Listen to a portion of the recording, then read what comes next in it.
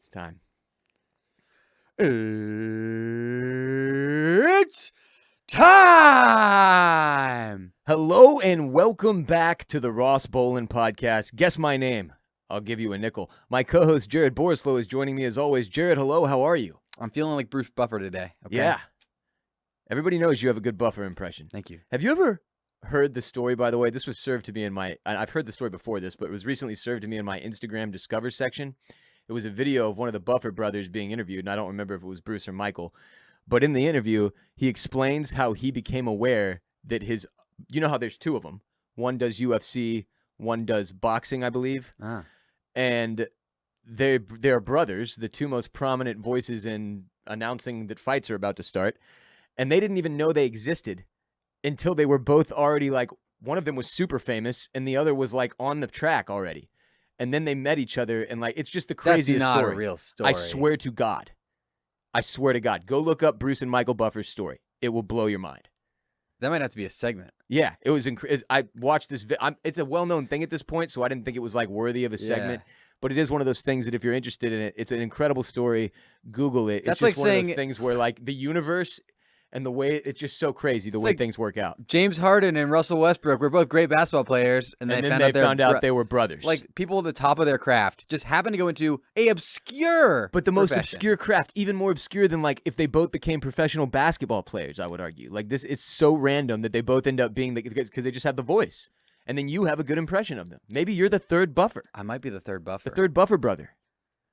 I If there wish. is one, no disrespect to the existing one. Yeah, it probably is. But what do you think he's doing? Like maybe he's like in a grocery store, being like, "Clean up in aisle 5." He's a grocery store announcer. I always wonder where that person is. Where the fuck are you, ma'am or sir? Your mysterious voice just comes booming out from the thing. Thank you for shopping at H-E-B. We have a special on yogurt in aisle 4, and it's like, is there a timer back there where they just know every 20 minutes they got to do a little call out to remind people that there's fucking yogurt to be had? Well, if you play Warzone, you know there's a little bit of a manager's office that sits above the superstore. True enough. So maybe they're in the They're manager's up there. office. They're up there. Great camping spot. It is a great camping spot. Jared, we're going to start today's show with a segment called Sit Down, Be Humble. Because Hideki Matsuyama won the Masters. If you don't care about sports, it doesn't matter. The story's cool. This is a Japanese golfer who's very, very well known. He's been one of the top players in the sport for what, Jared? I don't know. At least a fucking decade. 10 years, A yeah. long time that we've all been aware of this guy. He's often near the top of the leaderboard. But the truth of the matter is Japan had never won a major. Not a single Japanese golfer had ever won a major, period. Male golfer. Male Japanese golfer. Excuse me, Jared. Thank you for the clarification. That's very, very true. And so not only did Hideki win Japan's first male major, but also obviously their first Masters, and just an incredible moment for that country and for this very humble golfer who is very soft-spoken. It is just like always just kind of gone about his business, made a killing, and now he's got the most prestigious honor in golf. And maybe sport. And so the story that came out of this after the fact is Hideki flew commercial after the tournament. Now, most professional golfers fly private. Not only do they fly private, if you win the Masters, you're flying private, you're popping bottles, your whole fucking crew's on there. You're probably doing a Wolf of Wall Street style orgy on that plane. So it was just this incredibly, like, it's almost like the kind of thing where you're like, come on, he did this for the headlines, but it's absolutely not. Like, this is just the dude. This is the type of cat he is. So we got sent a picture that has obviously gone viral all over the internet of him sitting in the airport waiting to board his commercial flight in a COVID airport. You know, there's not very many people there. And his fucking green jacket is just draped over the seat next to him. Like the shitty seats that you sit at outside of your gate. You're like looking for the charger and there Yeah. isn't one because the seat was built in 1998 and has the stench of like 400,000 fat, sweaty American pieces of shit on it. He just draped the Masters jacket over that, which is like one of the coolest things I've ever heard in my life or seen in my life. And just to give you like a comparison, after Spieth won the Masters, a photo of him leaked of him flying private, flicking off a camera, which is not a big deal at all, right? But just a cool aside, at that point in time, we got sent that picture at the website I worked at. It was a very large college humor style website that some of you may be familiar with that was known as TFM.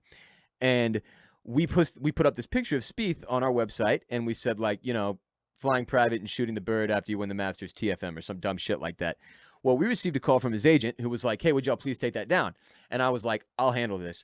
And I was like, yeah, I'll take it down for an interview with Jordan. And he was like laughing hysterically on the other side of the phone and then like hung up on me. And then I had to call him back and I was like, okay, I'll do it for a signed flag. He had just won the Masters and he was like, no. And I was like, 2 flags. And he was like, deal. And so we got 2. Somehow I ended up with both of them after our former company folded, by the way, which jackpot for me, suck my dick, everyone. But long story short, Spieth was so concerned, and they were so concerned with his squeaky clean image of him having shot the bird on a private plane, which it turns out I don't even think was after he won the Masters, that they sent me 2 signed Spieth Masters flags, which I will cherish for the rest of my life and will be passed down to my children's children's children. But Hideki flew commercial and draped his jacket over the fucking seat in the goddamn Sea Lounge next to KFC. If you want to see the picture, go to the Ross Bolen Podcast Instagram page. It's at the Ross Bolen Podcast. We're nearing 1,000 shares at this point. It's going micro-viral, potentially. Huzzah. But yeah, congratulations to Hideki. Congratulations to Japan. You know, I wouldn't say it was a very exciting Masters, and that is often the case with when somebody comes out and just has a flat-out dominant performance where nobody kind of comes close. I didn't think he would hold it down Sunday, man. I didn't think he'd be able to keep it together because historically he's one of these guys where he's always near the top, but he finishes in top 5, top 10, doesn't get the dub. Yeah, no, nobody came close. This was a very, I would say people are saying, oh, it's so boring because Hideki had such a good lead. But like, first off, Justin Rose was dominating the first 2 days. Yes. Hideki had an amazing third day. Justin Rose didn't. So then Hideki had a big lead. But people. And Justin Rose, a guy who's been there before, he did a fucking one-on-one face-off extra innings, whatever the shit it's called in golf, when I was at the Masters in 2017. He just happened to come up short. Yeah.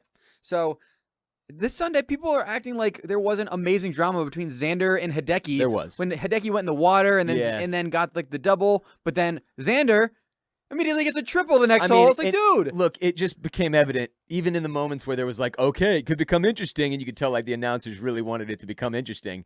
And then Hideki like stayed calm, pulled his shit together, and the other guy fucking fell apart. And it was like, no, this never was close. He was never going to drop this. The guy stayed calm, cool, and collected, and it was just one of those moments where you could tell. There's these moments in life where you're like, oh, I was built for this, and there's nothing anybody can do to stop it. Like, I have prepared myself for this moment to such a degree that there is literally nothing anyone can do to change the course that I am on. And that's the thing that you see with Masters winners. It's like you get to this point in golf where you're like, oh my God, it doesn't matter who's behind me on this course right now. This is over. It's mine. And that's the kind of like mentality you could see in that dude's eyes. And it's just something that I have an insane degree of respect for. Because that's the thing about professional sports is so cool is like in winning a tournament like the Masters, you're master of your domain among masters of the domain. Like, yep. That's a crazy, crazy thing to be able to say about yourself. And it's like, you know, with me and being a New York Times bestselling author, I would say it's comparable to Hideki winning the Masters. And in that way, we're really the same type of person, cut from the same cloth. Yeah, a lot of people are also talking about Matsuyama's caddy, whose name is Shota Hayafuji.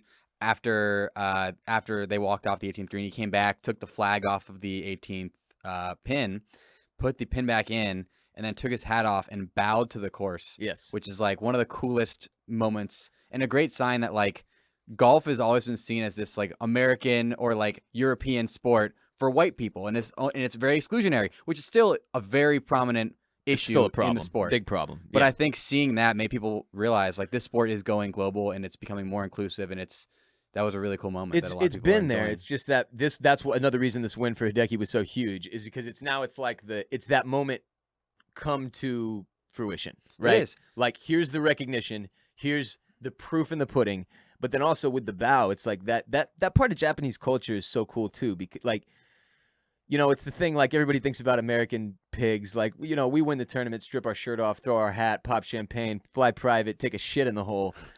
Like, this guy's caddy went back out there, took the flag off and bowed to the course. And golf, and really especially Augusta, like that's an important element of it, man. You are going to battle with the elements just as much as you are with the other golfers. And that course is something you better have a lot of respect for, or you don't have a shot in hell of making the first cut. It will eat you alive. And it was just this cool moment where it's like, yep, them dudes knew exactly what they were getting into. They had the exact mentality they needed, and that's why they're walking away with history.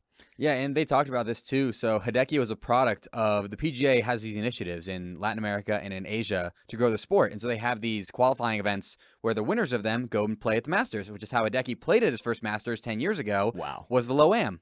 Wow. So they were saying this was 10 years of this idea that the PGA had to grow the sport coming to a head and showing people who might want to take part in these experimental Here's why tours. Hey, you join this right now. You could win the fucking Masters, Masters, bro.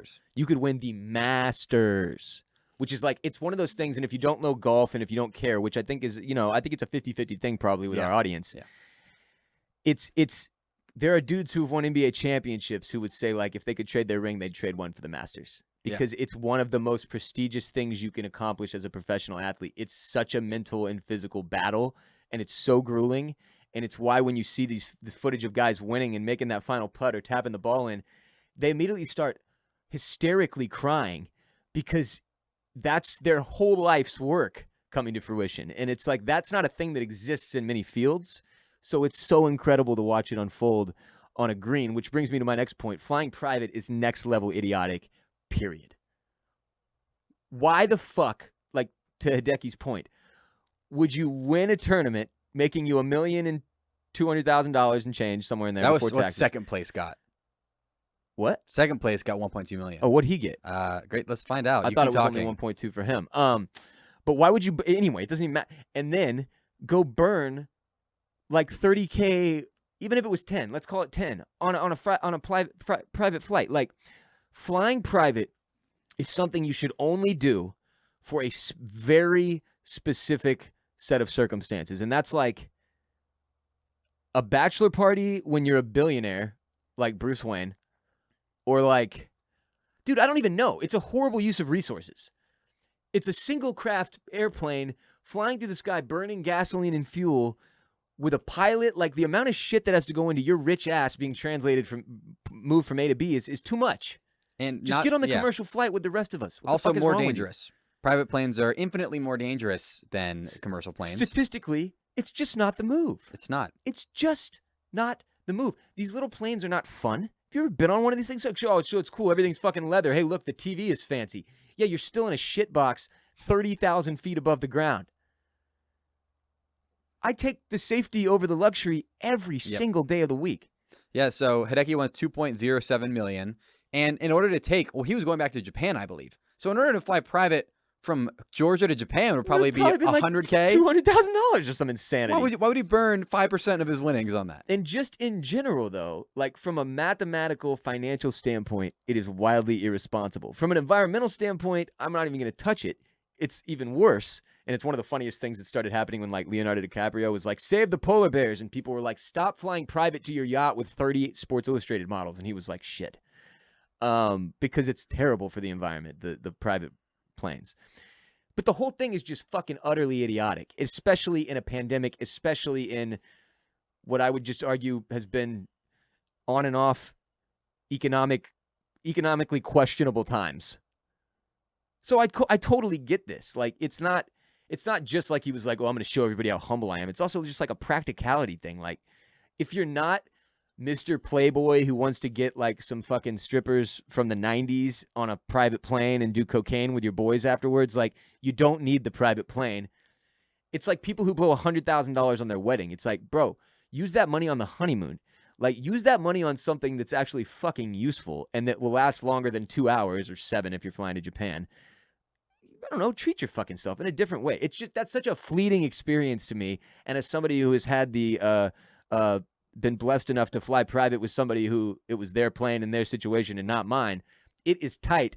It is not worth 30 to 50 to 100,000, however much money you're paying in fuel and pilot fees. I'm sorry. Yeah. Also, you would feel like the need to just drink a shit ton of coffee and stay jacked up. Because if you fall asleep, you're burning tens of thousands of dollars. You absolutely can't sleep on the flight. You absolutely can't go to bed. It doesn't matter how long the flight is. You know how much money that is you're burning in your sleep? Why would you do that? It's like me every time I've ever been to New Orleans. I go out the first night. I get a nice hotel room, right? A few $100 a night, right? Right there in the French Quarter. View of like homeless people bum fighting out of my window. Beautiful. Everything you want from NOLA. And then I go out to the bars and I spend, $200 making sure that I have as much poison inside of me as possible. And then I spend the next 2 days in my hotel room throwing up and having panic attacks, burning the entire experience of the flight, the trip. All the money I spent day 1 is now ruined because it's ruining day 2 and 3, usually just day 2, which I spend curled up in a ball, crying in the fetal position. So it's just not responsible. So how much money has you going sober saved you in NOLA trips? Quitting drinking alcohol has made me a rich man. I dropped 60 pounds without doing anything and have made thousands and thousands and thousands of dollars that I otherwise would have gone directly to small businesses. You hate small business. Making me pee-pee. Small business, what? Yeah, bars. Oh. You're holding that money for yourself. You're selfish. Yeah, I do hate small businesses that serve alcohol. That's true. Until small businesses in Texas can also serve weed, I will take this firm stance. You will only go to mega corporations like Walmart, Yes. Target. Yes. What's another mega? What have I told you, Jared? I'm a corporate shill now. This is no longer about representing individual sports teams, although I do have an Astros hat on today, which is unfortunate for my point. I am a corporate shill. I wear corporate brands. I shill for our sponsors and for corporations that I own stonk in, like my Cash App hat that I've been wearing all the time. People are like, why are you wearing this stupid hat? You look like Shia LaBeouf. Suck my dick by stonk in Square. This is not financial advice. This episode of RBP is also brought to you by MyBookie, our sports betting sponsor. We just talked about sports. What a coincidence. That is so wild. The Masters. Guess where you could have bet on the Masters? MyBookie.ag, Jared. What's your name? You just call me Barrett? Jared. When you use the code RBP upon sign up on MyBookie.ag to secure your first deposit bonus of up to $1,000, stipulations apply, you have even more fun. So go to MyBookie.ag today, use the code RBP to claim your first cash bonus and add even more excitement to the sports you love. They've got live betting, all the props you can imagine. If you miss tip-off in the basketball game you're trying to bet on, that's fine. They've got a live line you can bet on. They've got every possible prop. And if you don't like sports, if you didn't care about Hideki, if you don't care about sports in general, that's okay. They've got entertainment and politics you can bet on as well. Literally everything you can imagine you can bet on MyBookie.ag. Go check it out today. Bet anytime, anywhere. Bet on anything with MyBookie.ag. Use the code RBP when you sign up to secure that deposit bonus up to $1,000. Stipulations apply. Next segment, Jared. Yeah. Barrett? I was gonna say, if you look at what I'm wearing right now, I'm wearing an Avion shirt we got for free when we used to work with Avion Tequila. Cisco's hat. Shout out to Cisco's. This is by far our ad sales guy's Mexican restaurant. Yes, by far the best thing I'm wearing is this hat. This is the only thing Barrett might not have an issue with. Everything else, Barrett would look at me and be like, "Ross, you called Jared's trash outfit Barrett." If Barrett ever finds out that I called you his name, he may quit Oysters, Clams, and Cockles, which would be unfortunate because then I'd have to talk about TV and film by myself. If you love TV and movies, Oysters, Clams, and Cockles, otherwise known as OCC, is our TV and movie podcast here at Bolen Media. Jared, you know what we're going to talk about next? No. What language do dogs think in? Everybody predicted this, but Jared and I were talking last Wednesday. I'll actually just put it this way.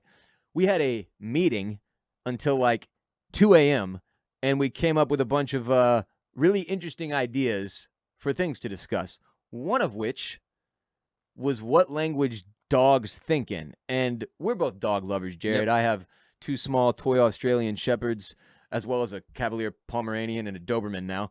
And you have Millie, who is a what? Aussie Doodle. Aussie Doodle. Both of our dogs, I think everyone would argue, our 3 dogs combined would be the most masculine possible dogs. 2 toy Australian Shepherds and an Aussie Doodle. Mine are named Bruce and Bella. You've got Millie.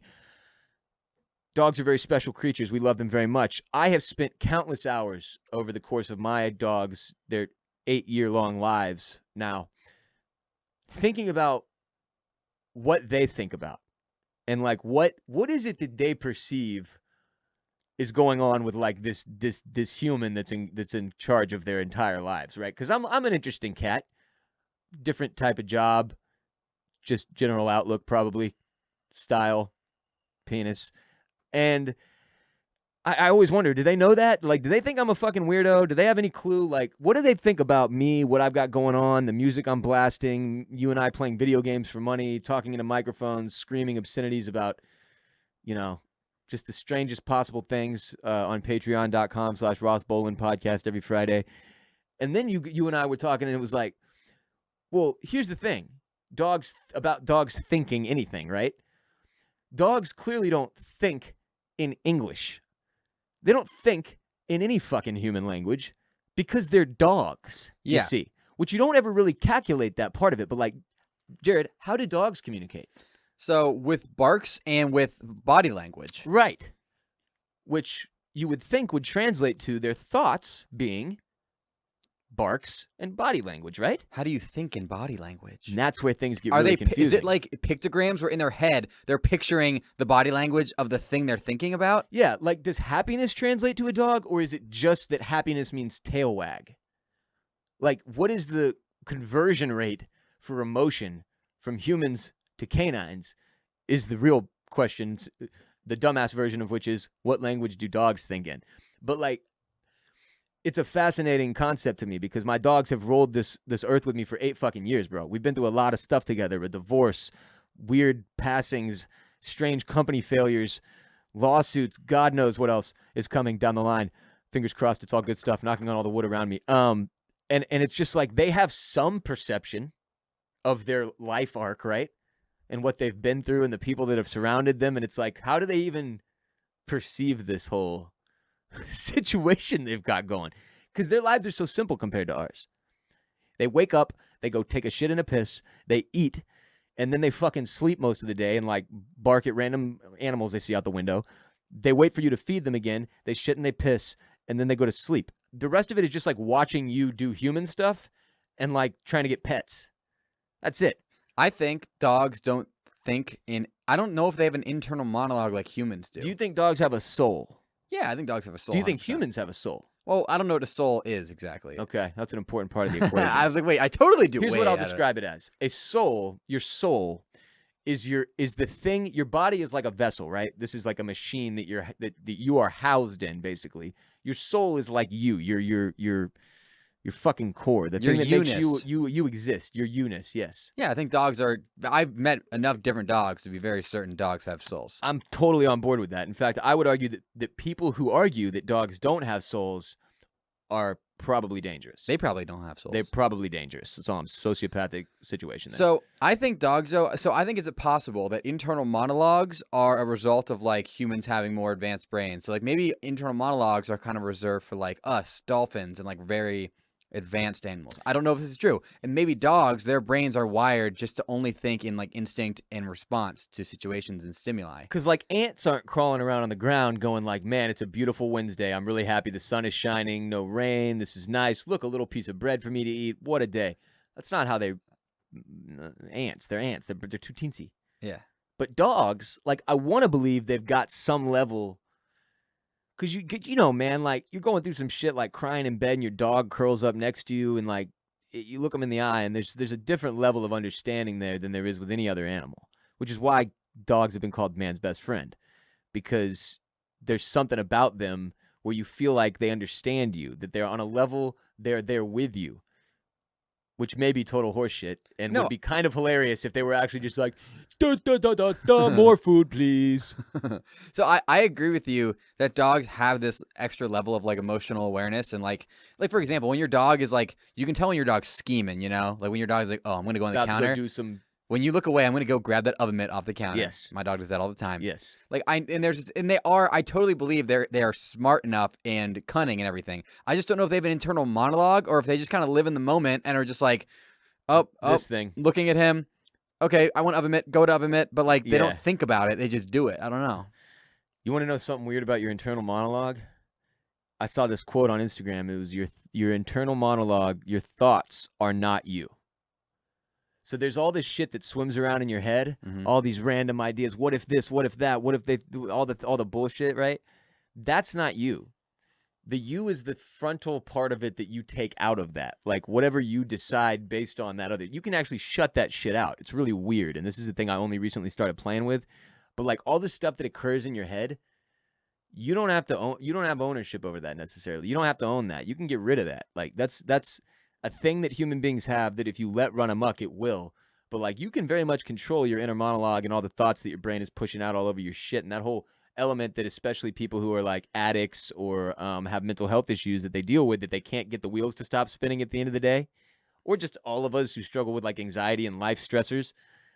That's a big part of it, is like getting control of that inner monologue and not just letting it do whatever it wants with throwing out all these crazy fucking ideas and questions nonstop so that you're constantly haunted by the what ifs, and that takes away your ability to live in the moment, which, to your point, might be the thing that dogs are able to do perfectly and makes them such beautiful creatures. Yeah, I actually just did a meditation about this. It's called non-reactivity, and it's a very core element of mindfulness. Fun fact. So the idea is that you have all these thoughts in your head, and if you can just see them for what they are, as thoughts and not things that necessarily mean anything at all. Yes, that's the exact concept I'm speaking to. Yes. Yeah. You just did a meditation on this? Yeah, I just did. No shit. You didn't even talk to me about it, which now feels kind of insulting considering we do this show together. I went on that walk in the Greenbelt, and I sat on a rock, I sat on a piece of driftwood. Jared and I are out here meditation. fucking hustling. Yeah. Physically and mentally. We're mental hustlers. So, we are mental God, hustlers. if we sold a mental hustlers t-shirt, the only people who would wear that would be CEOs. Then we'd want to kill all of them. Yeah, but at least we'd get some cash out of them. True. Maybe we should do this. Mental hustlers. It's so bad. Anyway, dogs. Yeah.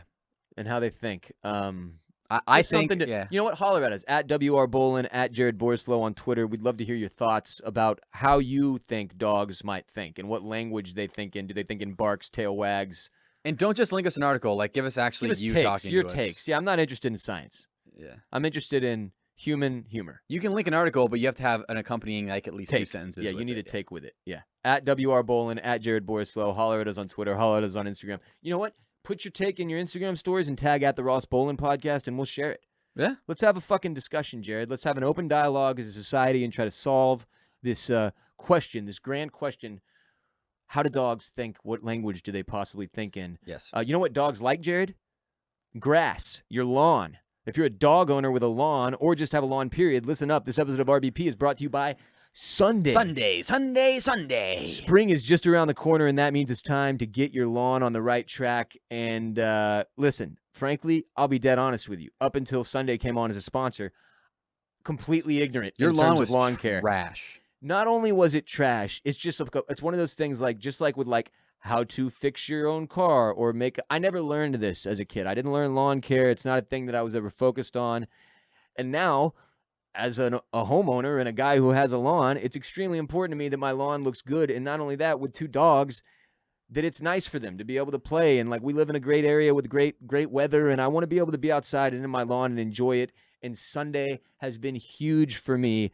The last thing anyone needs is another complicated or toxic lawn product. Sunday is not that. It's not just another lawn care product. It's a customized lawn plan that works with nature.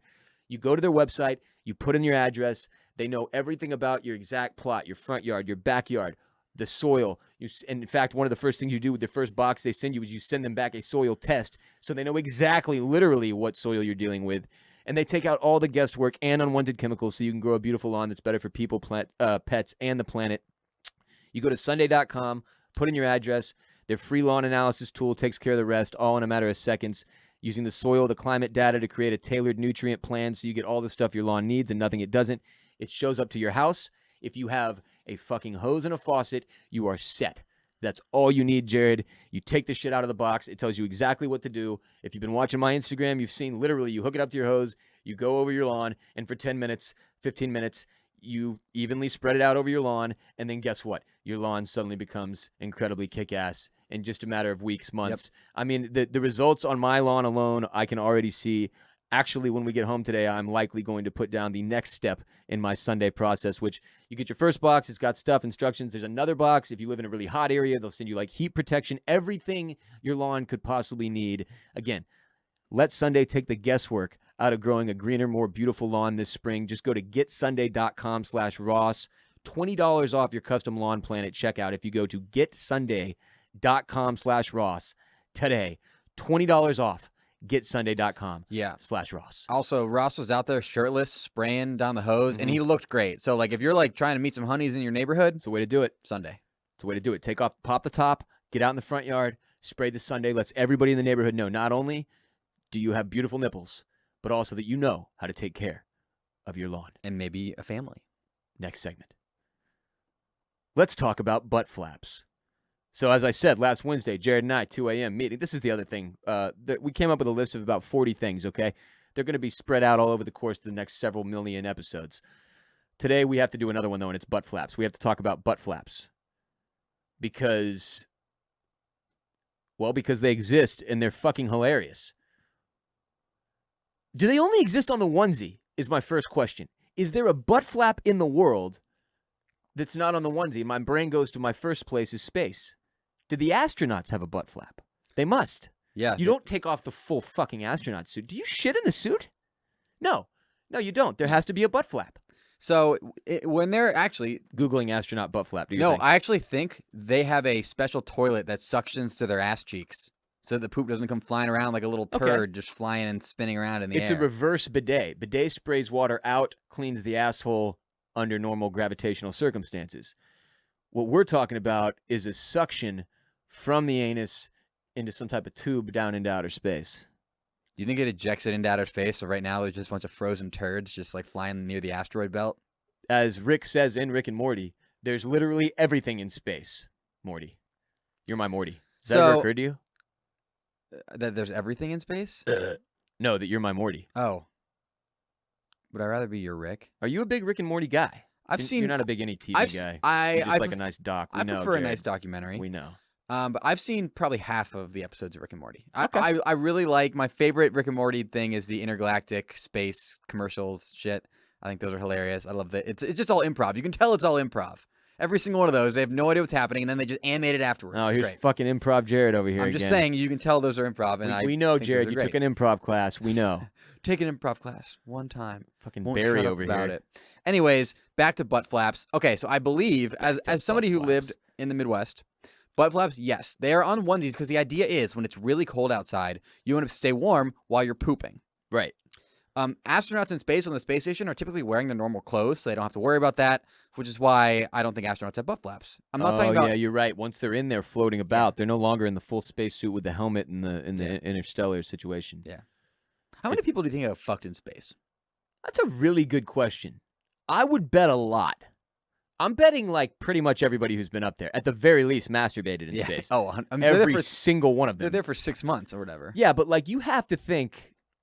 I mean, even like, look, it's kind of like outer space is like prison. Like the circumstances are inconsequential. You have to fuck. Humans have to fuck, and if you're up there with the homies, like it is what it is. But you're gonna space fuck. Like somebody's got to take their dick out. I guarantee you. And I need to find this. If you work at NASA, reach out to me. Yes. I need to find the internal documentation for the protocol for how fucking in space astronauts fuck and masturbate in space. And then what you do with like the obvious pull-out game issues that are presented because of the gravitational situation, like the floating jism possibly could cause space problems, and there must be some NASA protocol for this. Here's one of the things you and I have run up against, though. We keep getting people who agree to interviews with us. Like, we've been making a lot of fun of Apple Store employees. So we've had a couple listeners who are like, I work at the Apple Store. And we're like, dude, we would love to talk to you because we have this concept. We're going to interview some of our listeners on Patreon every month. And one of them, I think, would be a fun Apple Store employee, would be a good interview. And then they're like, well, I still work there, so I can't do it right now. And it's like, oh, you can do it under the guise of anonymity, and we'll apply like a voice box. But like, people are uncomfortable. So this is the problem I think we're going to run into with the NASA floating jism situation, is that they're not going to want to comment if they're still active NASA employees. We need an ex-astronaut, preferably Buzz Aldrin. If you're listening, Mr. Aldrin, I believe you're passed away, so it would have to be from the afterlife. Let me Google and confirm. Is he Neil Armstrong passed away? I know that. Buzz passed away. 91 years old. Damn. He's still alive. He's not dead at all. Yay. Yeah. He also punched a guy in the face. For saying the moon landing was faked. Yes. Which is awesome. And frankly, if I flew to outer space and fucked there and then came back and someone told me I didn't, I'd punch them in the face. Yeah. Yeah. Fucking A, Jared. But seriously, I would like to know the answer to how many people have had sex in outer space. Because just like with the airplane, like what's the first thing the humans did after the Wright brothers invented flight? It was Mile High Club. How do I fuck in the air? The Mile High Club. The Wright brothers, and I believe they were 15 feet above the ground. Do you think the Wright brothers entered the 15 feet club? With each other? Just on a little paper-winged biplane. Pedaling? Desperately clinging to the air, but also thrusting? Pedaling sweating. And getting like a bike blumpkin just fucking flying through space. Who knows? Is there any black and white photos of this? The humans don't invent things without then using them for sex. So there's literally no way that there's not some incredible astronaut story about like Apollo 13 actually being caused by two people fucking in like a corner they weren't supposed to be in and like pressing a button that they weren't supposed to press. The jism entered the intake valve. It's the intake valve. It's always getting clogged with a jism. Why do we keep saying jism? So you really, really got to be careful when you pull out in outer space. Why do we keep saying jism? Because it's the most scientifically correct version of cum. Like, you can't just say it. It sounds and then when you say just jizz, you're like 14 years old. Like, what, ejaculate? Is that what I'm supposed to say? It is ejaculate. I don't think jism is a word. You keep saying jism. It's not a word, is it? Yes, it is. Wait, J-I-S-M. No, I think it's spelled J-I-Z-Z-U-M. I think it's spelled with a G. Jism. I've never heard of this word. No, it's J-I-S-M or J-I-Z-Z-U-M. How do you spell jism? Jism. Is the yeah, it's J-I-Z-Z-M. And I've never heard this. It means ejaculate. But we need a better word for this. Somebody needs to come up with a cleaner, more kid-friendly, less like a word that when you say it, it doesn't make you feel bad. You know, there's another one that makes you feel bad is spunk. All of them. They're all horrible, which I guess makes sense when you really break it down. What are some more bad ones while we're here? Cream. Oh man, that's splooge. Splooge might be my favorite.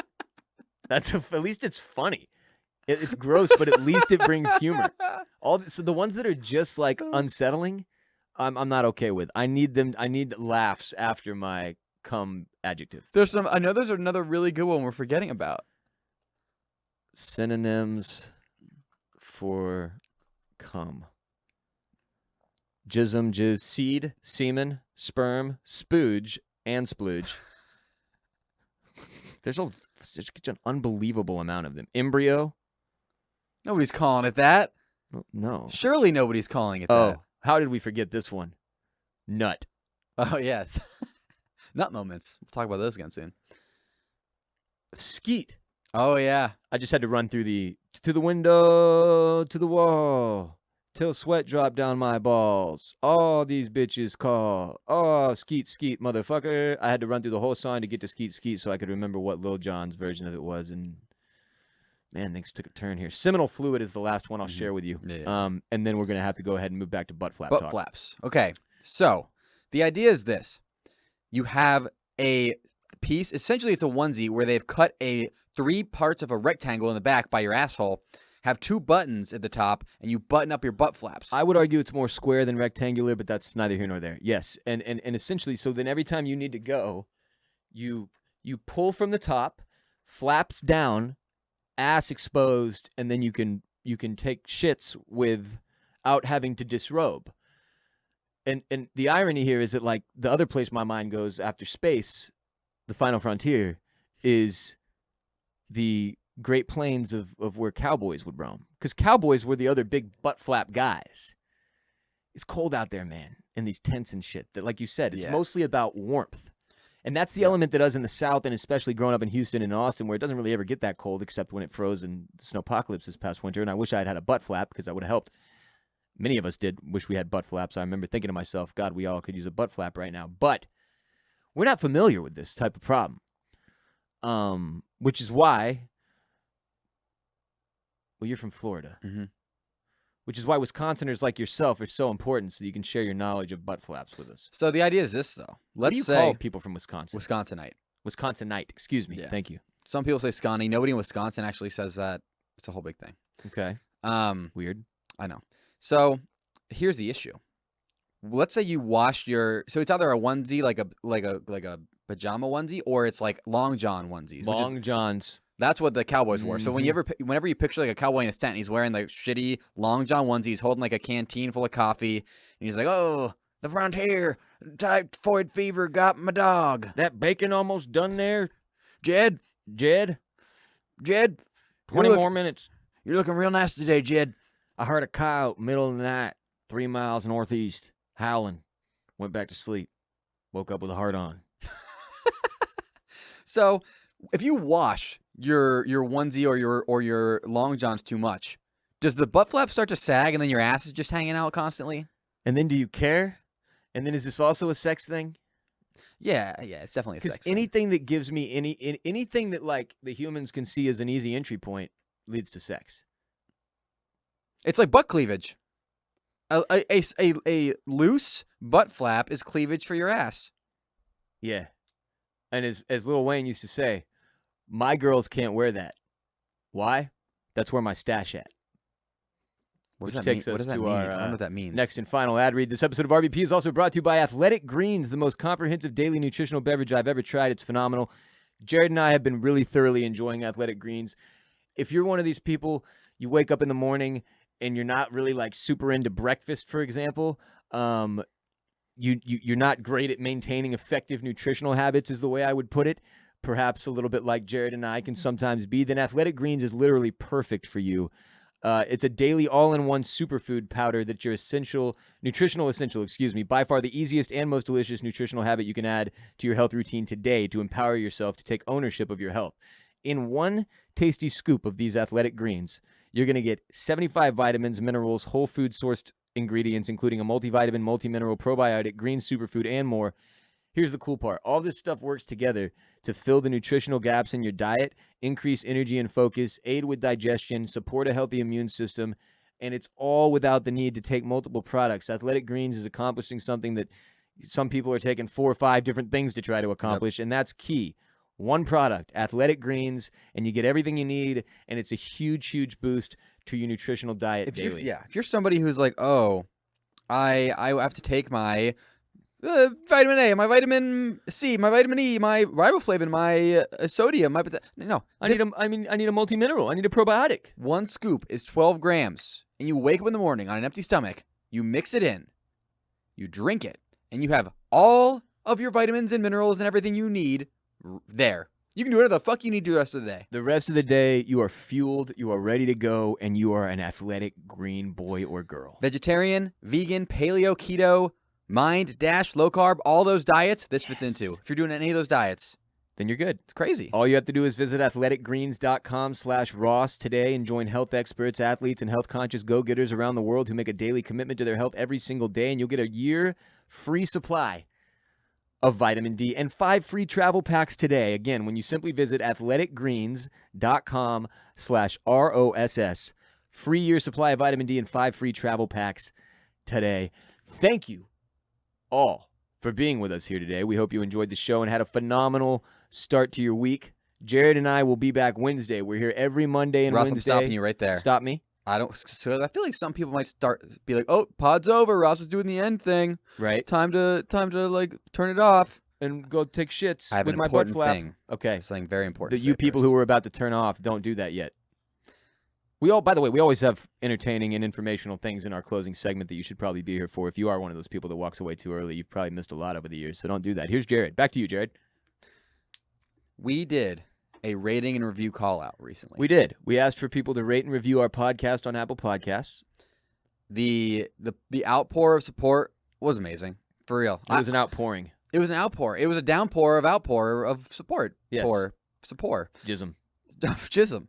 And so our goal is to have 7,500 ratings. We're still far away from that, but we made a huge chunk out of it. So pretty much you guys gave us a lot of amazing reviews. I want to read 2 of them. Read 2, please. From It's Josh W. 5 stars. I could tell I had a questionable fart on the way. Made the mistake of continuing to listen to the episode I was on. I started to laugh really hard. It wasn't just a fart. He shit himself. We made him laugh so hard that he made poo-poo in his pants. I bet he wished he had a butt flap. I bet he does wish he had a butt flap. Yeah. Josh W., thank you. I love that review. Read the next one. Next one is from Squiggly Squiggly Duncan Squiggly Squiggly. 5 stars. It's literally like the old days again. This podcast is that hot fire. Jared brings out the best in Ross, so give this a try, baby. Also, stuff to Wikipedia when you're high. Theme music is slick. I'm tweaking my nipples right now if you're watching on YouTube, which is a sign that I'm pleased. Yes. Thank you guys I'm pleased. so much for the ratings and reviews. We're going to keep reading reviews that are either funny or just helpful or that we like. Yeah, ideally, look, if you think you're a funny person, go for it. Make a funny review. But more important thing is that you get it across the message that you enjoy the show and why. And if you've never taken the time, 30 seconds, give us 5 stars, write a few sentences about why you love the show, why you think other people should listen to it. That goes a long way to helping Jared and I out and to keep things rolling in the right direction. Now, the issue is this. I checked every day because I was like, oh my God, we're getting all these reviews pouring in. We didn't hit yet. We did not hit the charts yet. Not yet. Not yet. Not yet. It's hard to do. It's hard to do when you haven't been asking for reviews. Yeah, and you got to ratings work in a the while. algorithm, baby. A lot of people ask for them every single episode. We haven't really been doing that as much, so we're gonna keep doing it. Yeah, We're so gonna y'all keep get reading in the there. reviews. Get in there, give us a review. Apple Podcasts, anywhere you listen. If there is a rating and review system, please rate and review.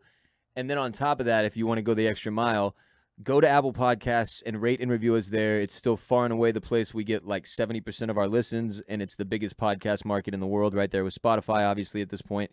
So yes, the more you rate and review, the more it is helpful to us, and we really do appreciate it. If you've enjoyed the show, if you've seen the work that Jared and I have put in over the past few weeks to get it to where it needs to be, and you want to continue to see us grow into the future, there's a few things you can do. The first is rate and review, like Jared just said. The second would be to share the show with anyone you know.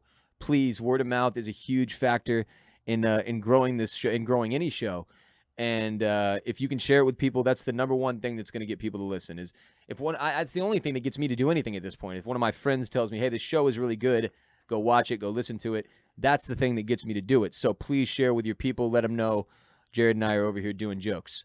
We would appreciate that. And then the third and final thing you can do, and possibly you could argue that any three of these are the most important, but going to patreon.com/Ross Bolen podcast and joining our Patreon with a minimum pledge of just $5 a month to support the podcast, make sure that we're able to do our jobs, do them comfortably, do them well, and take this show to the next level, continue to grow this company and make things bigger and better.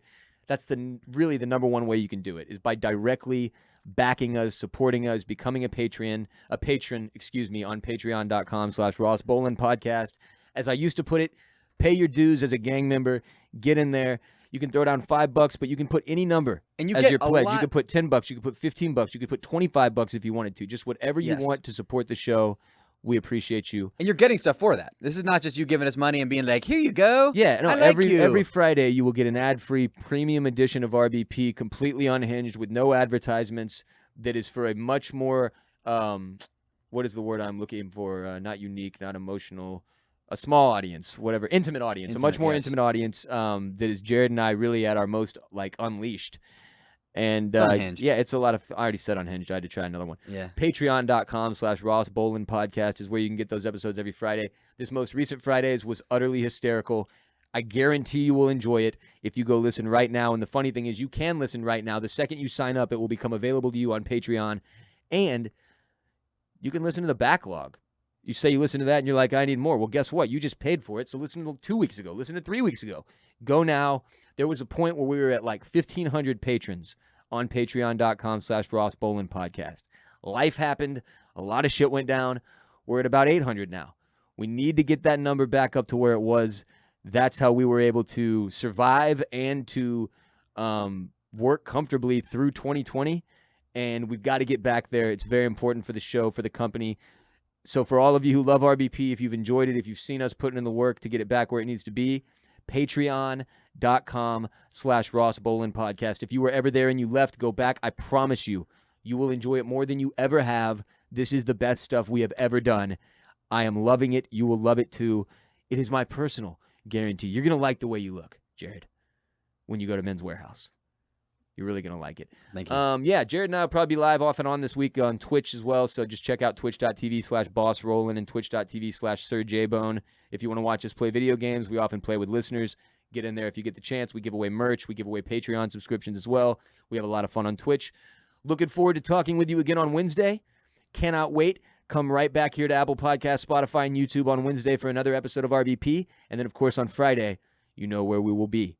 Patreon.com/Ross Bolen podcast. Sit down, be humble, get yourself a butt flap. You are not alone. Peace be with you, and also with you.